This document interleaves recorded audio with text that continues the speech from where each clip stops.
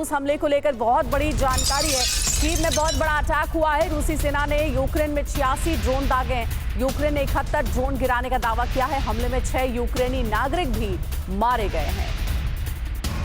देखिए, कीव में बहुत बड़ा अटैक हुआ है और इस अटैक में कहा जा रहा है कि कुल 86 ड्रोन यूक्रेन में दागे गए हैं रूसी सेना की ओर से, और इसमें 71 ड्रोन गिराने का यूक्रेन ने किया है दावा।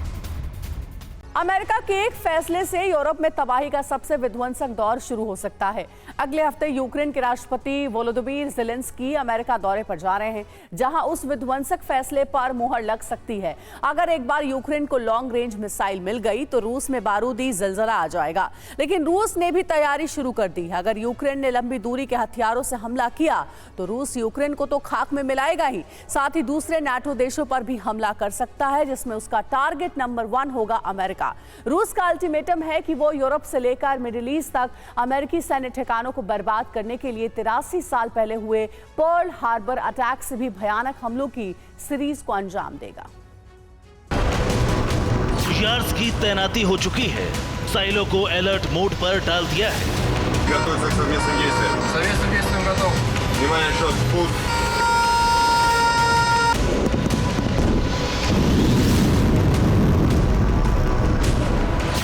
और रूस ने टारगेट फिक्स कर लिया है। इस बार सीधा टकराव नेटो से है,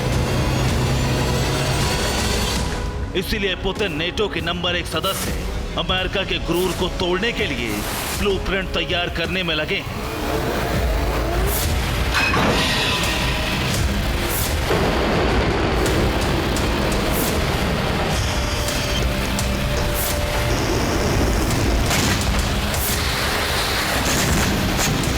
यानी इस बार युद्ध का दायरा सिर्फ यूक्रेन तक सीमित नहीं रहने वाला, बल्कि मिडिल ईस्ट में भी रूसी मिसाइल अमेरिकी सैन्य ठिकानों को नष्ट करने के लिए निकल सकती है।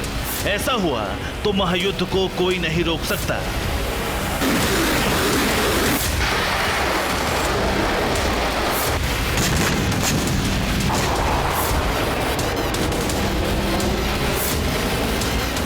रूस के हमले को रोकने के लिए वॉशिंगटन में कई घंटे तक मंथन हुआ, जिसके बाद तय हुआ कि अमेरिकी हथियारों से गुप्त तरीके से हमले के लिए मंजूरी दी जा सकती है।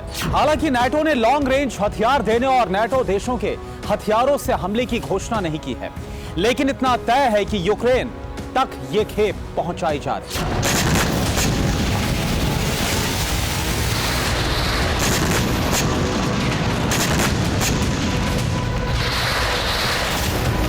क्रेमलिन को जैसे ही बाइडेन के इस प्लान की भनक लगी तो काउंटर अटैक की तैयारी शुरू कर दी और इसे नाम दिया है operation serial Pearl Harbor.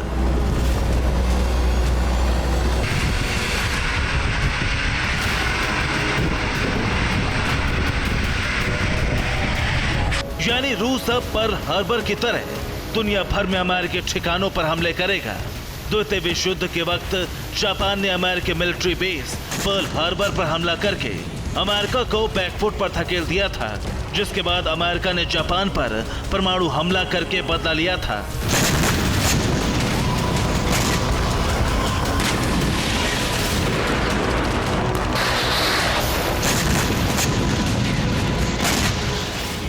Putin के पास अमेरिकी सैन्य ठिकानों की लिस्ट पहुंच चुकी है, जिसमें सबसे पहले टारगेट पर अमेरिका के वो ठिकाने हैं जहां से वो रूस पर हमला कर सकता है। रूस एक कदम आगे की सोच रहा है। वो अमेरिका के न्यूक्लियर ठिकानों को तबाह करके परमाणु विस्फोट कर सकता है, जिससे अमेरिका को पलटवार का मौका न मिल पाए।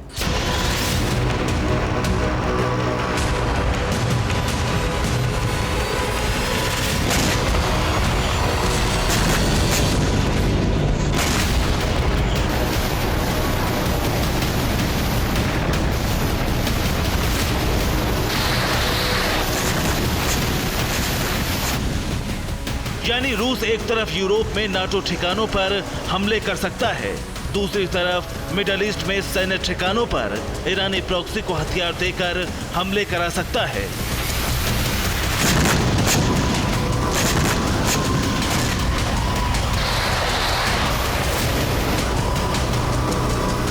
और अमेरिका में मौजूद मिलिट्री बेस पर हमले के लिए साइलो में उसकी इंटरकॉन्टिनेंटल बैलिस्टिक मिसाइल 4 रेडी कर दी गई है।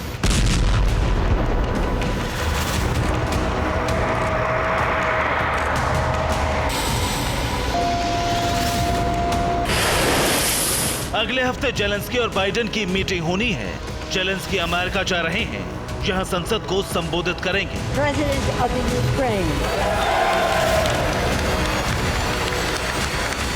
जिसके बाद लॉन्ग रेंज वेपन के सीधे इस्तेमाल की मंजूरी मांग सकते हैं।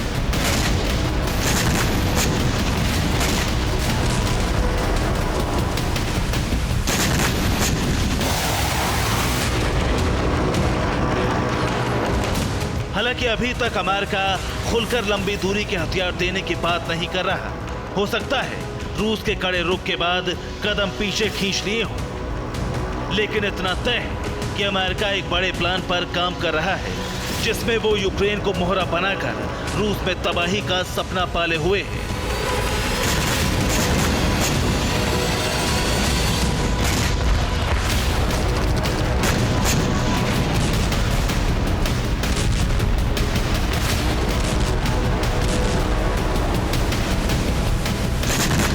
इसीलिए हो सकता है यूक्रेन को सीक्रेटली मंजूरी दी जाए, जिससे वो लॉन्ग रेंज हथियारों से रूस में आर्कटिक न्यूक्लियर लैब तक विस्फोट कर सके।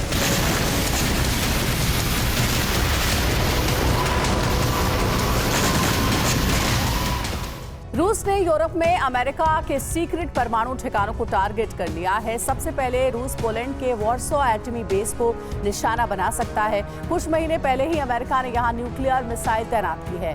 ये मॉस्को से 1150 किलोमीटर दूर है। इसके अलावा मॉस्को से करीब 2147 किलोमीटर दूर नीदरलैंड्स में अमेरिका का वोल्किल न्यूक्लियर बेस टारगेट नंबर 2 है, जबकि जर्मनी में अमेरिका का ब्रुसेल एटमी बेस भी पुतिन की लिस्ट में है, जिसकी मॉस्को से दूरी 2118 किलोमीटर है। इसी तरह इटली में मौजूद 2 अमेरिकी परमाणु ठिकानों भी रूस की रेंज में है, जिसमें से एवियानो की दूरी मॉस्को से 2040 किलोमीटर है, जबकि दूसरा बेस टोरे करीब 2200 किलोमीटर दूर है। इसी तरह बेल्जियम में अमेरिकी परमाणु ठिकाने क्लेन ब्रूगल में है, जो मॉस्को से करीब 2604 किलोमीटर दूर है। तुर्की में मौजूद अमेरिकी परमाणु बेस इंसलिंग का 1600 किलोमीटर दूर पड़ता है, जो रूस की लॉन्ग रेंज मिसाइल की रेंज में आता है। ये सिर्फ ट्रेलर है, जबकि तबाही की पूरी पिक्चर अभी बाकी है, जिसका दायरा अमेरिका तक हो सकता है।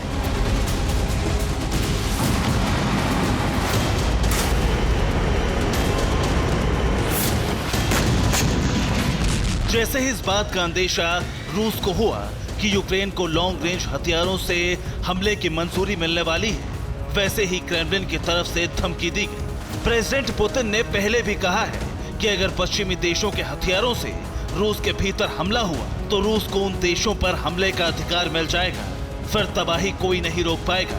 प्रेसिडेंट पुतिन का ये मैसेज लाउड एंड क्लियर है।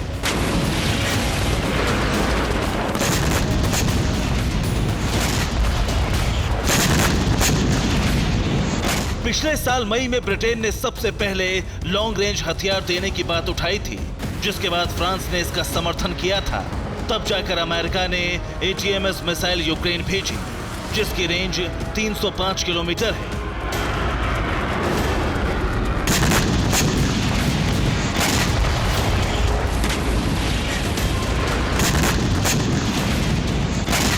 इसी रेंज में कुर्स्क का काफी इलाका आता है। अब यूक्रेन चाहता है कि वो रूस में इससे आगे ठिकानों पर हमले करे।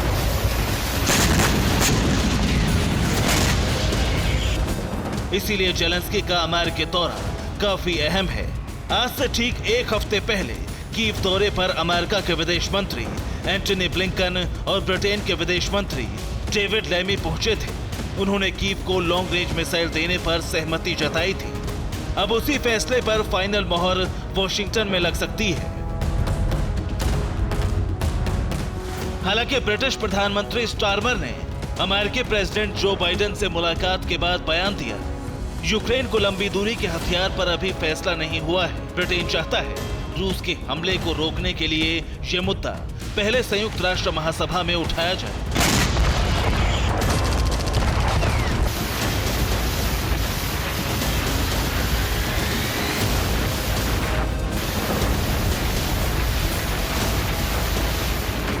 इसी बीच Finland, Sweden, Canada, Poland, Belgium, Romania और जर्मनी जरूरत पड़ने पर लंबी दूरी के हथियार यूक्रेन को देने का समर्थन कर सकते हैं।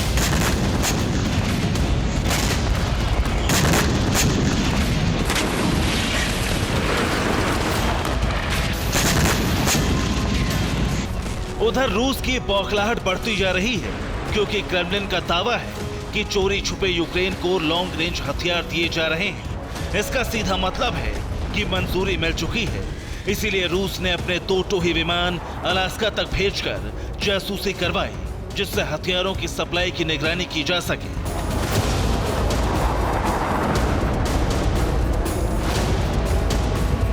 इसके अलावा रूस ने ब्रिटेन को धमकी दी है कि वो ब्रिटेन की हाइपरसोनिक मिसाइल डुबो देगा। इस बीच इंग्लिश चैनल में रूस ने अपना युद्धपोत तैनात करके ब्रिटेन को सीधी चुनौती दे डाली है।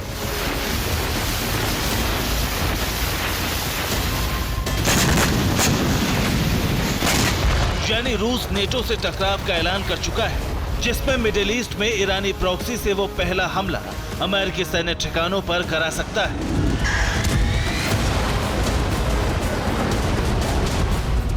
Bureau report, TV9 Bharatvarsh.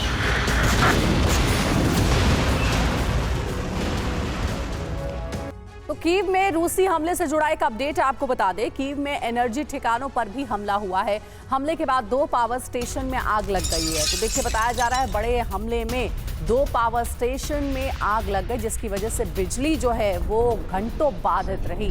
Kyiv में देखिए एनर्जी ठिकानों पर भी बड़ा अटैक किया गया है और कीव में हुए इस अटैक की तस्वीर आपको दिखा रहे हैं। चारों तरफ धुआं ही धुआं, आग ही आग नजर आ रही है, क्योंकि जोरदार हमले में एक बड़े इलाके को अपनी जद में ले लिया था। रूस यूक्रेन वॉर के बीच दुनिया में हाइपरसोनिक जंग तेज हो गई है। अमेरिका इस साल 2 बड़े हाइपरसोनिक टेस्ट करने वाला है, जिसकी वजह से पुतिन की टेंशन बढ़ गई है। टेंशन बढ़ने की एक बड़ी वजह टेस्ट वक्त से पहले करना है। चीन ने भी अपनी नई हाइपरसोनिक मिसाइल का खुलासा कर दुनिया में खलबली मचा दी है। सवाल है कि अचानक दुनिया में हाइपरसोनिक रेस तेज क्यों हो गई है? क्या इसके पीछे की वजह रूस यूक्रेन की जंग है? इस रिपोर्ट में देखिए।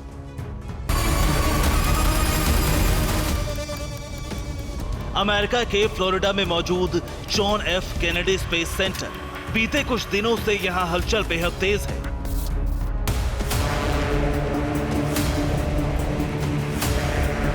अमेरिकी मिसाइल वैज्ञानिकों की टीम और मिलिट्री कमांडर्स लगातार स्पेस पर चहलकदमी कर रहे हैं, जिसकी वजह है हाल में यहां पहुंचा अमेरिका का सबसे आधुनिक, सबसे तेज हाइपरसोनिक हथियार।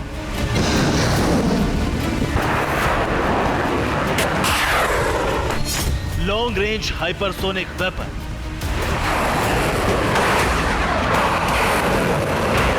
अमेरिका बहुत जल्द अपनी हाइपरसोनिक ताकत का परिचय रूस को देने वाला है। इसके लिए अमेरिका अपने लॉन्ग रेंज हाइपरसोनिक वेपन की फाइनल टेस्टिंग करने वाला है।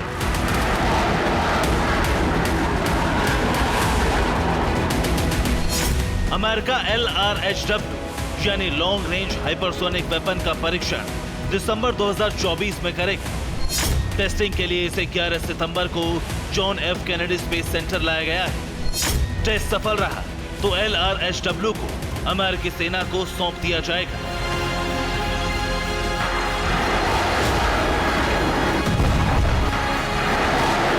Long range hypersonic weapon America की सबसे तेज हाइपरसोनिक मिसाइल है। इस मिसाइल का नाम अब तक पब्लिक डोमेन में नहीं आया है, लेकिन इसे डार्क ईगल कहा जा रहा है।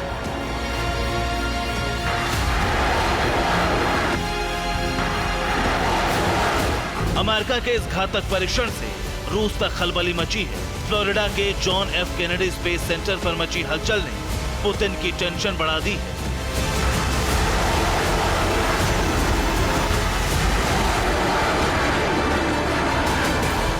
पुतिन के टेंशन की वजह डार्क ईगल की ताकत है। अमेरिकी दावों की माने तो dark eagle hypersonic long range missile रूस की किंजल और जिरकॉन हाइपरसोनिक मिसाइल से भी तेज है।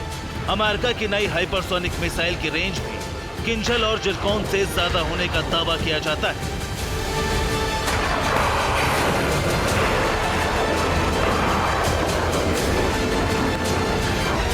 Dark eagle long range hypersonic missile का वजन करीब 7,400 किलो है।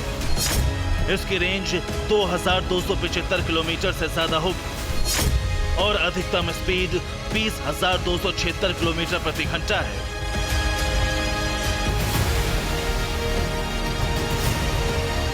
पुतिन की टेंशन बढ़ने की एक बड़ी वजह डार्क ईगल का वक्त से पहले परीक्षण करना। दरअसल अमेरिका डार्क ईगल का परीक्षण जून 2025 में करने वाला था, लेकिन अचानक जो बाइडेन ने 6 महीने पहले टेस्टिंग का फैसला लिया।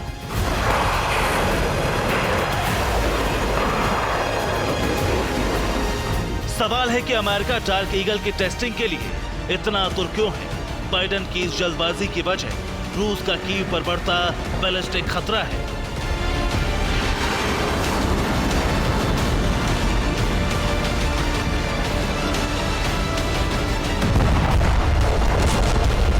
हाल ही में आई खुफिया रिपोर्ट में दावा किया गया है कि रूस सर्दियों से पहले कुर्स्क की जंग जीत सकता है, जिसके बाद पुतिन ऑपरेशन कीव शुरू कर देंगे।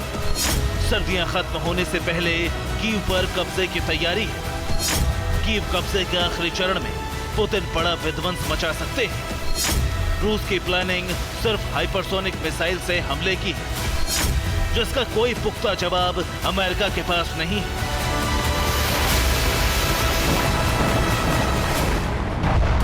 इससे पहले कि रूस ऑपरेशन कीव के आखिरी चरण में पहुंचे, रूस के हाइपरसोनिक हमलों की काट अमेरिका पाना चाहता है।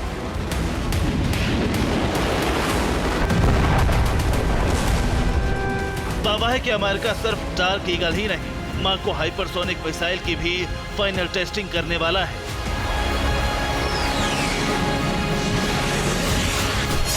माको अमेरिका की मल्टी मिशन हाइपरसोनिक मिसाइल है। माको को F-35 और F-22 से लॉन्च किया जा सकता है।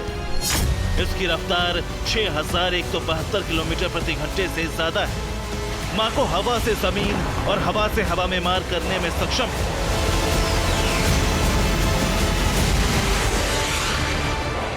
माको और डार्क ईगल दोनों का सफल टेस्ट अमेरिका के लिए बेहद जरूरी है, क्योंकि एक तरफ जहां पुतिन कीव में हाइपरसोनिक तबाही मचाने की तैयारी में है, वहीं चीन भी अपने हाइपरसोनिक जखीरे को और ताकतवर बना रहा है।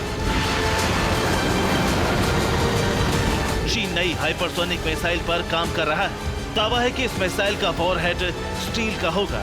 अगर ऐसा हुआ तो चीन हाइपरसोनिक रेस में सबसे आगे निकल जाएगा।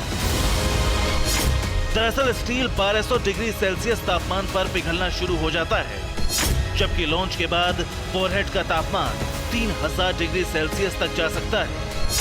स्टील का वॉरहेड बनाने का मतलब चीन हाइपरसोनिक दुनिया में नई क्रांति ला देगा। दरअसल स्टील बेहद हल्की और सस्ती होती है, ऐसे में मिसाइल बनाने की कीमत बेहद कम हो जाएगी। वहीं हल्की होने की वजह से मिसाइल की रफ्तार भी ज्यादा होगी। यही वजह है कि चीन अपनी नई मिसाइल की स्पीड 10,000 किलोमीटर से भी ज्यादा होने का दावा कर रहा है।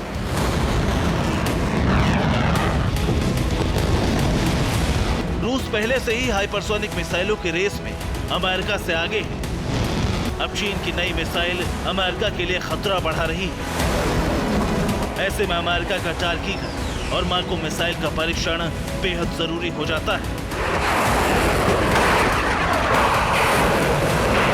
Bureau report, TV9 Bharatvarsh.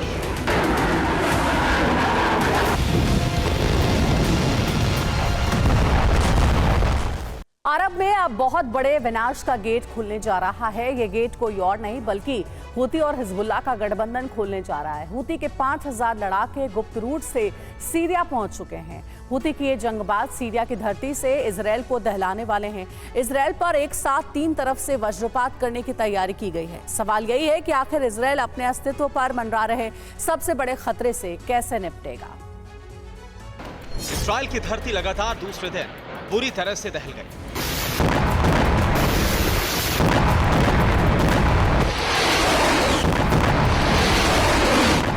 Hezbollah ने 24 घंटे के अंदर दूसरी बार इजराइल पर रॉकेट वज्रपात किया।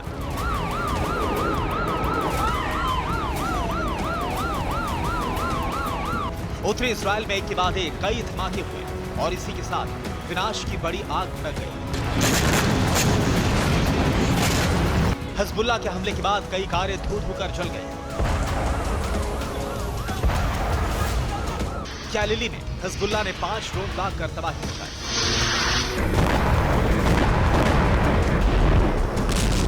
हिजबुल्लाह के विस्फोट के बाद इजराइल के साफेद शहर में आपातकाल लग गया। जान बचाने के लोगों को बंकर में छुपना पड़ा।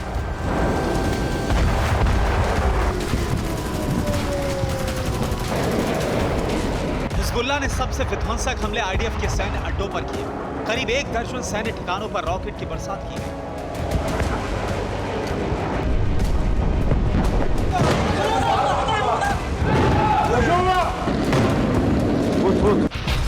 सीरिया में आईडीएफ के उत्तरी कमांड सेंटर पर रॉकेट दागे गए। सेंटर को बड़ा नुकसान पहुंचा। हिजबुल्लाह ने अल-मर्ज साइट पर भी बड़ी तबाही मचाई है। इस्राइल के फिलौन बेस पर भी एक के बाद एक कई धमाके हुए। हिजबुल्लाह ने इस्राइल के बायद साइट पर आर्टिलरी से हमला किया। हिज्ब के हमले से बरकत रिशा साइट की इमारत में आग लग गई। हदाद यारिन साइट पर बुरकान रॉकेट से तबाही मचाई गई। हिजबुल्लाह के हमले से इस्राइल की धरती दहल रही, लेकिन सीरिया से जो खुफिया रिपोर्ट आई है उससे नेतन्याहू और उनकी सेना की टेंशन बढ़ गई है। इस रिपोर्ट के मुताबिक हूती के 5000 लड़ाके लाल सागर और जॉर्डन होते हुए सीरिया में दाखिल हो चुके हैं। अब इस्राइल पर उत्तर से हिजबुल्लाह हमला करेगा, जबकि पूरब और दक्षिण से हूती के लड़ाके धावा बोलेंगे। इस्राइल पर एक साथ 3 तरफ से भीषण हमला करने की तैयारी की गई है।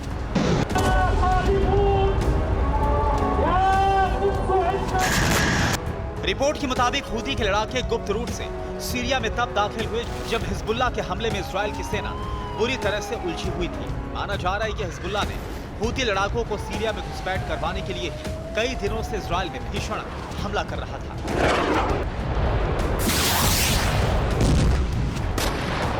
अब हूती और हिजबुल्लाह का सीक्रेट मिशन पूरा हो चुका है। रूस और ईरान के गठबंधन ने हूती और हिजबुल्लाह को हथियारों की सप्लाई कर दी है। बारूदी रिचार्ज के बाद ईरानी प्रॉक्सी के हौसले बुलंद हैं। अब हूती और हिजबुल्लाह एक साथ 3 तरफ से इजराइल पर वज्रपात करने जा रहे हैं।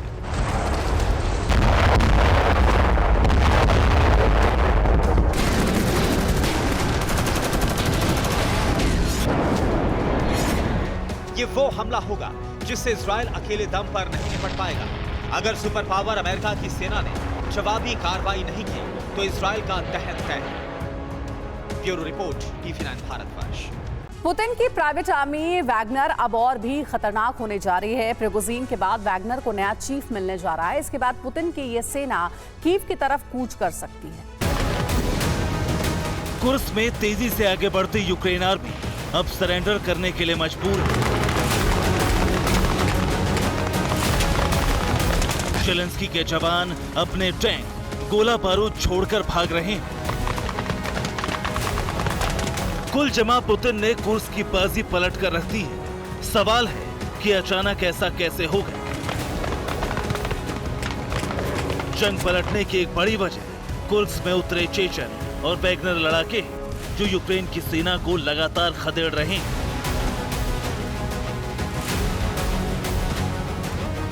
चेचन और वैगनर लड़ाकों को कुर्स्क भेजने के पीछे जिस शख्स का दिमाग है उसका नाम है आप्टी अलाउद्दीनोव।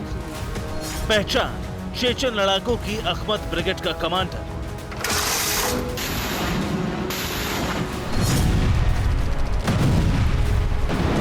दावा है कि आप्टी अलाउद्दीनोव ही वो शख्स है जिसने कुर्स्क फतह के लिए चेचन और वैगनर लड़ाकों की फौज भेजने का मुद्दा उठाया और ये प्लान तैयार किया जो अब यूक्रेन आर्मी पर भारी पड़ रहा है।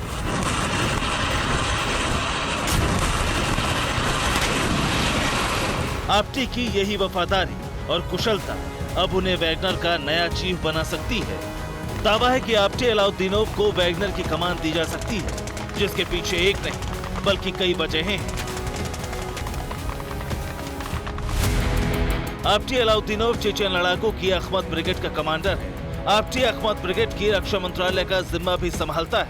मई 2024 में पुतिन ने खुद ये जिम्मेदारी आप्टी को दी थी। आप्टी सोशल मीडिया पर भी काफी एक्टिव रहते हैं। उन्हें टेलीग्राम पर 3 लाख से ज्यादा लोग फॉलो करते हैं।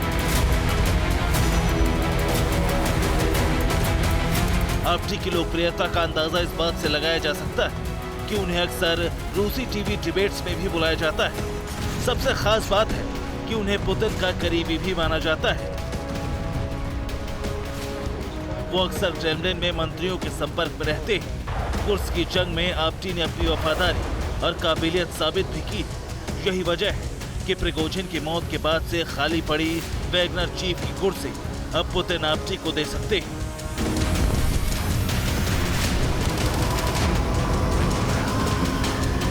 Bureau report, TV9 Bharatvarsh.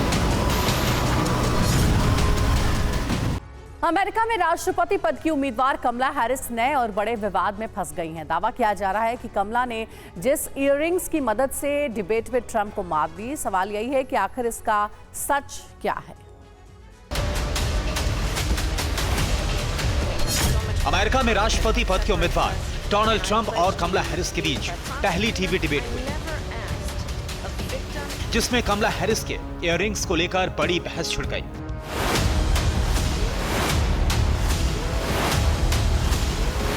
Social media पर लिखा जाने लगा, कमला हैरिस ने ब्लूटूथ वाले इयररिंग्स पहने जिससे उन्हें डिबेट में मदद मिल रही थी।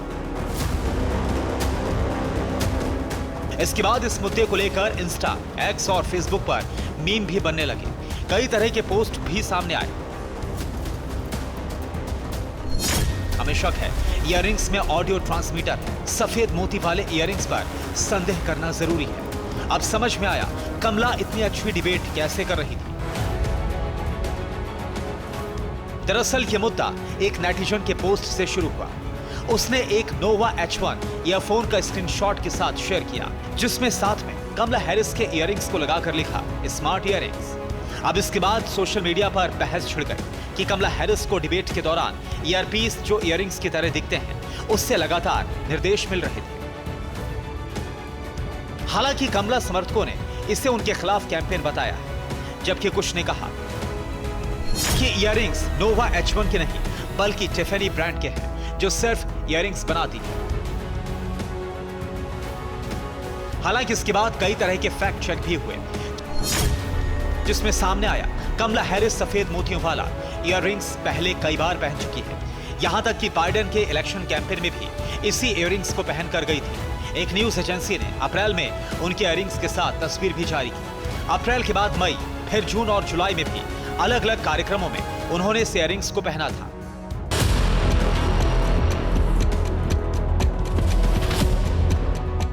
इसलिए फैक्ट चेक की कसौटी पर यह माना जा रहा है कि कमला हैरिस ने ब्लूटूथ वाली इयररिंग्स नहीं पहनी थी।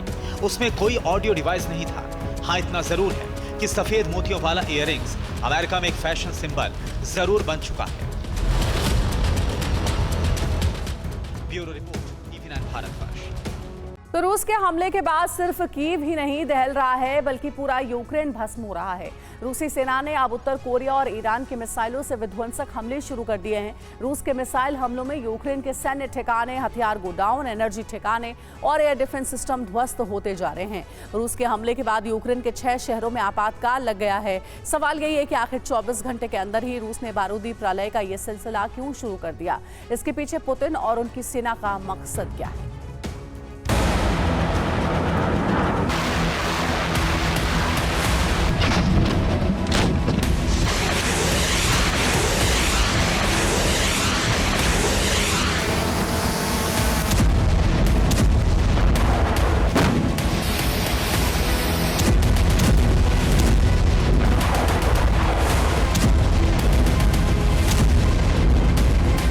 युद्ध का रूप और प्रारूप पूरी तरह से बदल गया है। Цель Азимут 152, дальность 15.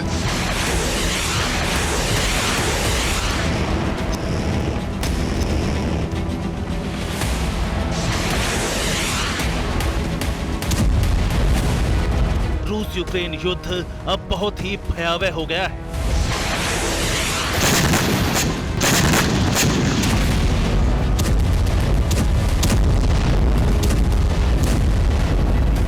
रूस यूक्रेन का अस्तित्व मिटाने पर आमादा है।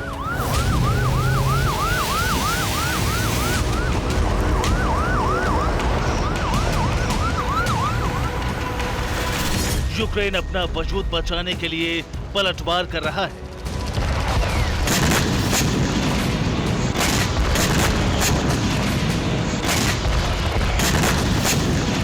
यूक्रेन रूसी धरती पर गुरिल्ला हमले कर तबाही मचा रहा है।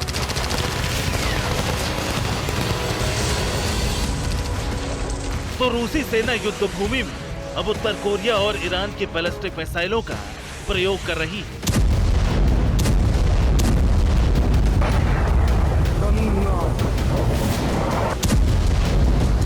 पुतिन सेना किम और खामेनेई के हथियारों से विध्वंसक हमले कर रही है।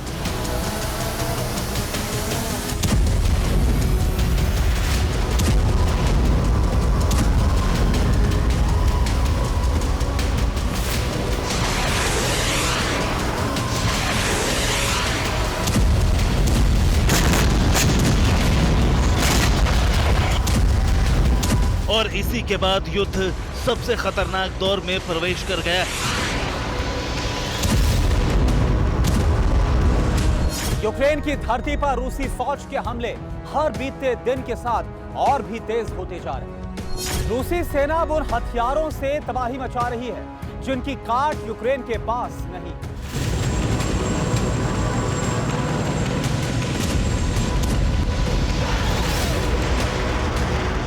रूसी सेना अब तक फैपमू से हमले कर रही थी, लेकिन अब उसने नई रणनीति के तहत उत्तर कोरिया और ईरान की बैलिस्टिक मिसाइलों से हमले करना शुरू कर दिया है।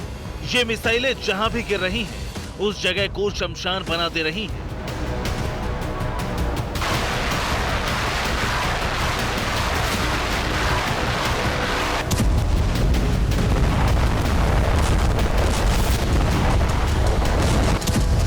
नेटो ने यूक्रेन को लंबी दूरी तक मार करने वाले हथियारों से रूस के अंदर हमले की हरी झंडी दे दी है।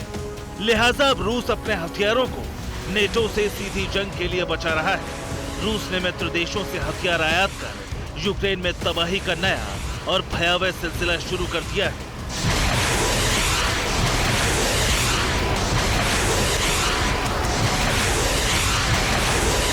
उत्तर कोरिया ने रूस को हुआसोंग बैलिस्टिक मिसाइल सप्लाई की है, तो ईरान ने फतेह 360 मिसाइलों की खेप भेजी है। इसके अलावा चीन और तुर्की से मिसाइल उपकरण मिल रहे हैं। इन उपकरणों को जोड़कर रूस हथियार बना रहा है, इन्हें नया नाम देकर हमले कर रहा है।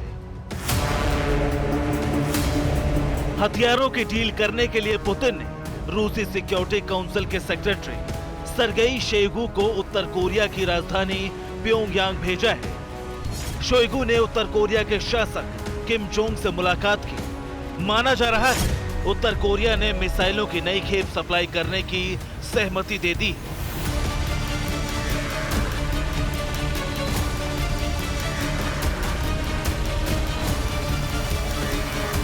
शोइगु से मिलने के बाद किम ने कहा, रूस और उत्तर कोरिया के रिश्ते लगातार मजबूत हो रहे हैं। उत्तर कोरिया अपने परमाणु हथियारों में इजाफा करेगा। माना जा रहा है कि पुतिन के कहने पर ही किम जोंग अपने परमाणु हथियारों में बड़ा इजाफा करने जा रहा है। रूस उत्तर कोरिया और ईरान से जो मिसाइलें ले रहा है, उसके बदले दोनों देशों को परमाणु तकनीक दे रहा है। इस बात से नाटो टेंशन में है। अमेरिकी राष्ट्रपति जो बाइडेन और ब्रिटेन के प्रधानमंत्री ने इस खतरनाक गठजोड़ पर चिंता जताई है। लेकिन नेटो की चेतावनी से बेपरवाह रूसी सेना उत्तर कोरिया और ईरान की मिसाइलों से यूक्रेन में विनाश का नया अध्याय लिख रही है।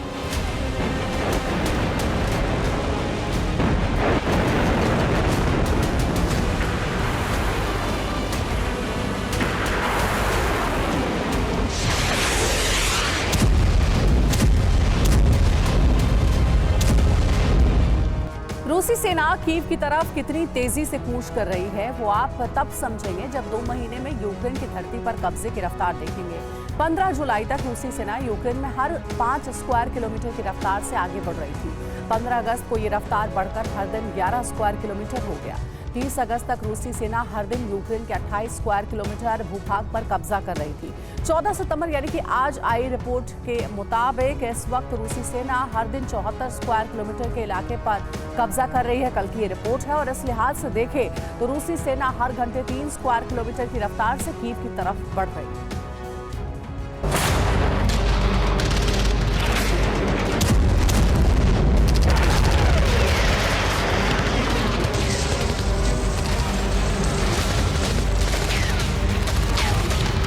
पुतिन का लक्ष्य न सिर्फ कीव पर पूरी तरह से कब्जा करना है, बल्कि वहां जेलेंस्की की सरकार को गिराकर अपनी कठपुतली सरकार बनाना है। इसके लिए पुतिन सेना यूक्रेन पर अब तक की सबसे भीषण बमबारी कर रही है।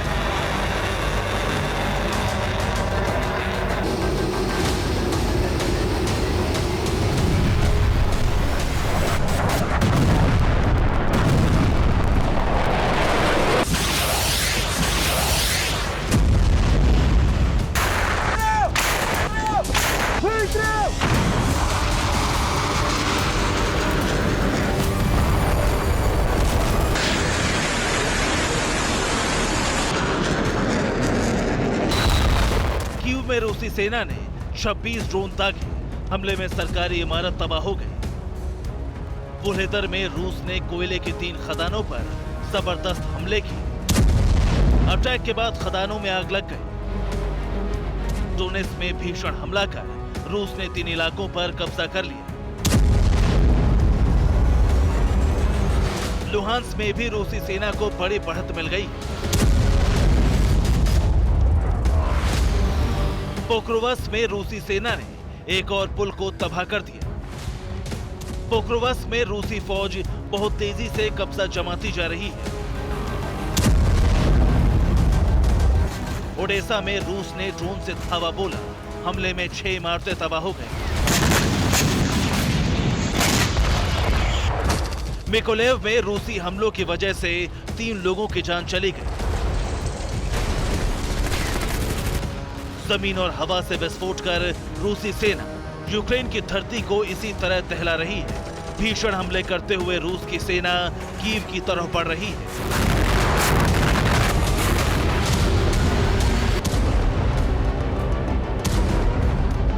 रूसी सेना को रोकने के लिए यूक्रेन रूस के अंदर गोरिल्ला हमले कर रहा है। यूक्रेन ने सेंट पीटरबर्ग में हमला किया। हमले की वजह से स्पोर्ट्स कॉम्प्लेक्स धू-धू कर जल गया। रूस के नोवोसिर्बर्स्क में भी भीषण आग लग गई।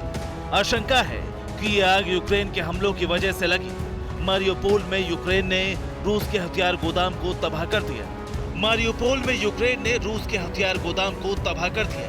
मारियोपोल में ही यूक्रेन के हमलों में रूस का एयर डिफेंस सिस्टम तहस नहस हो गया।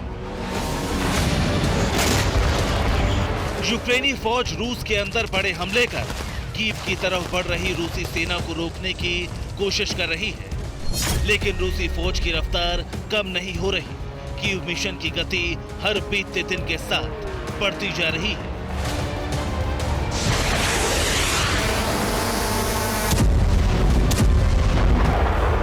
Bureau report TV9 Bharatvarsh.